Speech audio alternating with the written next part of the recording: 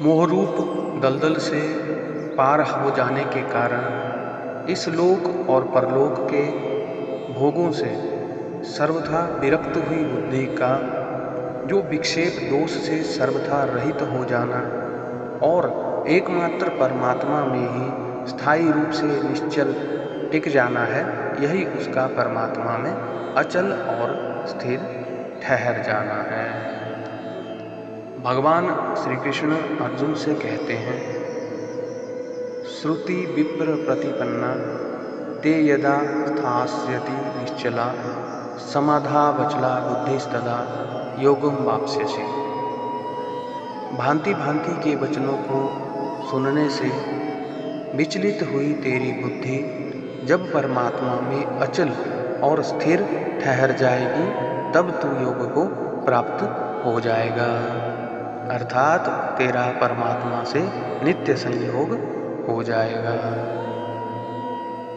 इस लोक और परलोक के भोगैश्वर्य और उनकी प्राप्ति के साधनों के संबंध में भांति भांति के वचनों को सुनने से बुद्धि में विक्षिप्तता आ जाती है। इसके कारण वह एक निश्चय पर निश्चल रूप से नहीं टिक सकती।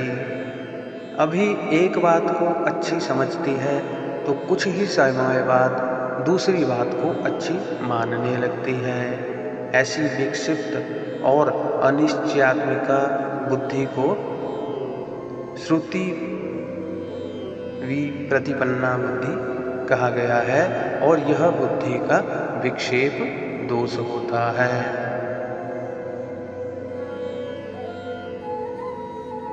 श्रीमद् भागवत गीता में योग और योगी शब्द निम्नलिखित कुछ उदाहरणों के अनुसार प्रसंगानुकूल विभिन्न अर्थों में आए हैं। योग में कर्मयोग,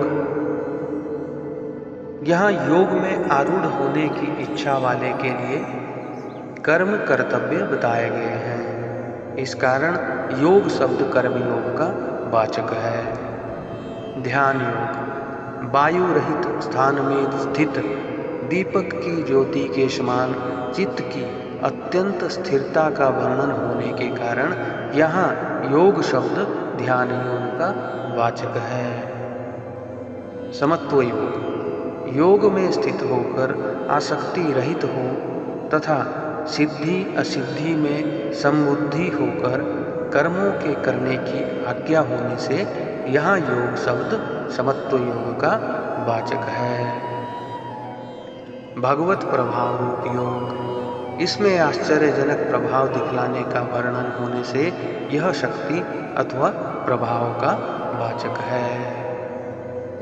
भक्ति योग, निरंतर अव्यभिचार रूप से भजन करने का उल्लेख होने से यहाँ योग शब्द भक्ति योग का वाचक है। यहाँ तो स्पष्ट भक्ति योग शब्द का उल्लेख ही हुआ है। अष्टांग योग, यहाँ योग शब्द का अर्थ सांख्य योग अथवा कर्म योग नहीं लिया जा सकता, क्योंकि यह दोनों शब्द व्यापक हैं। यहाँ यज्ञ के नाम से जिन साधनों का वर्णन है वे सभी इन दोनों योगों के अंतर्गत आ जाते हैं। इसलिए योग शब्द का अर्थ अष्टांग योग ही लेना ठीक मालूम होता है। सांख्य योग, इसमें सांख्य योग के विशेषण के रूप में आने से यह सांख्य योग का वाचक है। इसी प्रकार अन्य स्थलों में भी प्रसंगानुसार समझ लेना चाहिए। योगी शब्द अनेक अर्थों में प्रयोग हुआ है, जैसे कि ईश्वर। भगवान श्री कृष्ण का संबोधन होने से यहाँ योगी शब्द ईश्वर का वाचक है। आत्मज्ञानी, अपने समान सबको देखने का वर्णन होने से यहाँ योगी शब्द आत्मज्ञानी का वाचक है। सिद्ध भक्त, परमात्मा में मन बुद्धि को अर्पित बताए जाने के कारण तथा मदभक्त का विशेषण होने से यहाँ योगी शब्द सिद्ध भक्त का वाचक है। कर्मयोगी आसक्ति को त्याग कर आत्म शुद्धि के लिए कर्म करने का कथन होने से यहाँ योगी शब्द कर्मयोगी का वाचक है। सांख्य योगी अभेद रूप से ब्रह्म की प्राप्ति इसका फल होने के कारण यह सांख्य योगी का वाचक है। भक्ति योगी अनन्य चित्त से नित्य निरंतर भगवान के स्मरण का उल्लेख होने से यहाँ योगी शब्द भक्ति योगी का वाचक है। साधक योगी प्रयत्न से परम गति मिलने का उल्लेख होने से यहाँ योगी शब्द साधक योगी का वाचक है। ध्यान योगी अत्यंत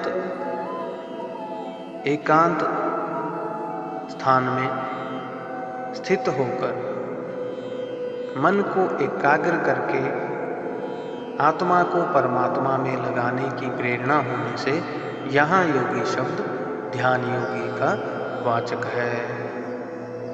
और अंत में सकाम कर्मी वापस लौटने का उल्लेख होने से यहाँ योगी शब्द सकाम कर्मी का वाचक है। इस प्रकार श्रीमद् भागवत गीता में योग और योगी शब्द प्रसंगानुकूल अलग अलग अर्थों में आए हुए हैं।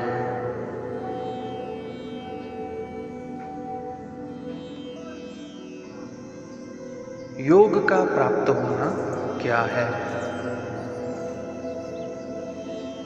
योग शब्द यहाँ परमात्मा के साथ नित्य और पूर्ण संयोग का वाचक है, क्योंकि यह मन विक्षेप और आवरण दोष से रहित विवेक वैराग्य संपन्न और परमात्मा में निश्चल रूप से स्थित बुद्धि का फल है।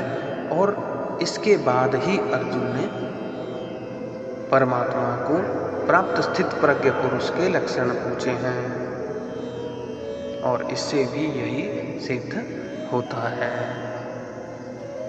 हमारी इस वीडियो में हम अपनी इस धार्मिक यात्रा को विराम देते हैं। आप हमारे साथ इस यात्रा में बने रहिए, और यदि आपने हमारे चैनल को सब्सक्राइब नहीं किया है तो हमारे चैनल को सब्सक्राइब कर लीजिए, ताकि हमारा जो भी नया कंटेंट, नई वीडियोस हम इस चैनल पर पोस्ट करें वो आप तक पहुंच सके और आप उससे लाभान्वित हो सके। श्री कृष्ण भगवान की जय।